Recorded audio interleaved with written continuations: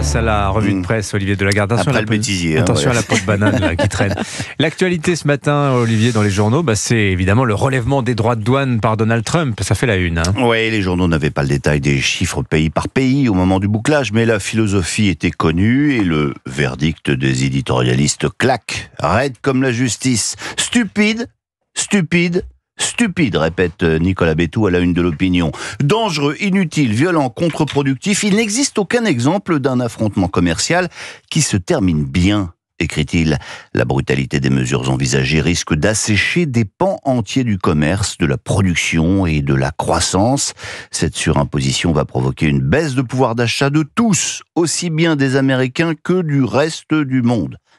À la une du Figaro, Gaëtan de Capelle partage la même incompréhension. À ce jour, écrit-il, en dehors d'une poignée de conseillers, personne ne comprend l'intérêt de cette guerre commerciale atomique. Et le professeur Capelle rappelle, toute l'histoire économique enseigne que le protectionnisme, loin d'assurer la prospérité, provoque des catastrophes en série, autant chez l'agresseur que chez la victime. Si la fermeture des frontières engendrait le bonheur, conclut-il, la Corée du Nord serait un paradis. Alors que faire ? Que peuvent faire les Européens ? Eh bien, l'Opinion a réuni un collège d'experts pour le savoir et la réponse n'a rien d'évident, répondent-ils. Si on pense qu'on peut faire reculer Trump, on peut mettre en place des contre-mesures. Si on pense qu'il ne va pas reculer, la meilleure solution du point de vue économique, c'est de ne pas faire grand-chose. Il n'y a pas de raison de se tirer une balle dans le pied parce que Trump a dégaidé le premier. Il faut améliorer l'économie européenne. Alors ça, c'est donc la réponse éco. Politiquement, maintenant, les Européens peuvent difficilement se coucher.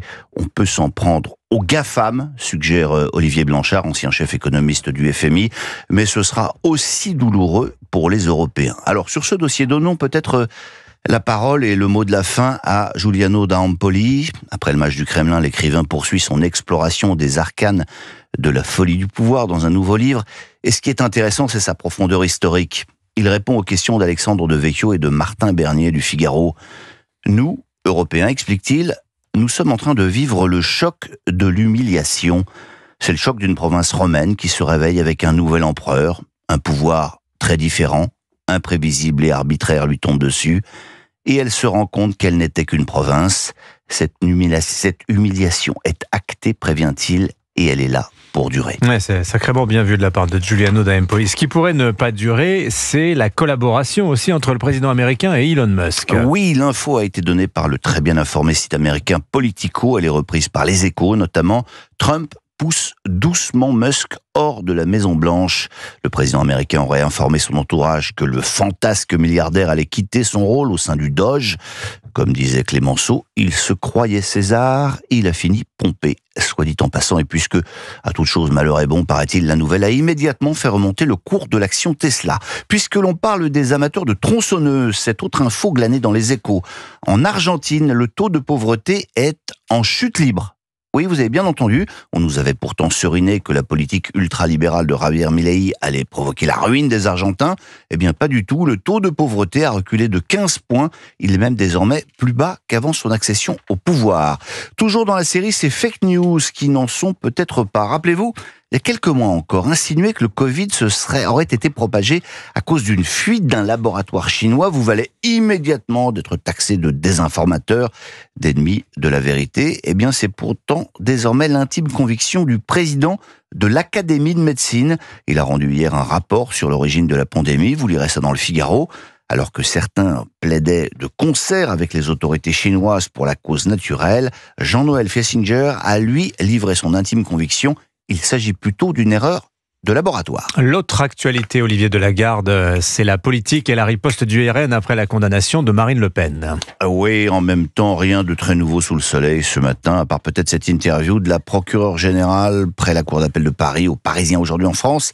C'est elle qui a autorité sur l'audiencement que l'on dit, bref, sur la date du procès en appel, dont on a appris qu'il aurait lieu dans des délais beaucoup plus court que prévu à l'été 2026.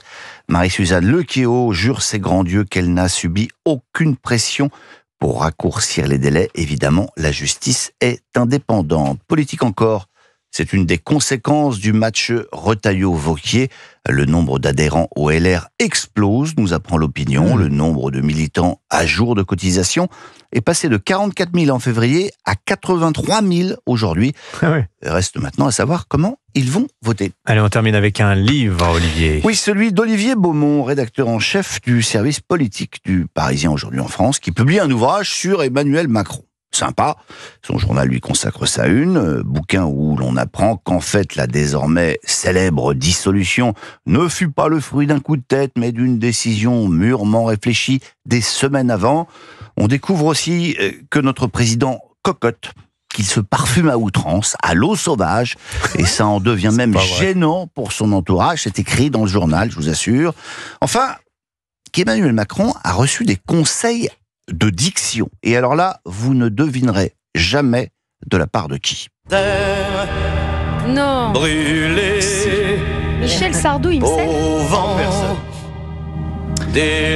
Alors c'était au cours d'un dîner à l'Élysée en l'honneur du chanteur, et Sardou lui a dit: quand tu parles en public, pose ta voix, car ta voix tombe en fin de phrase. Il faut que ça sorte différemment. Pense à ceux qui sont au fond de la salle. Ça doit venir Du ventre.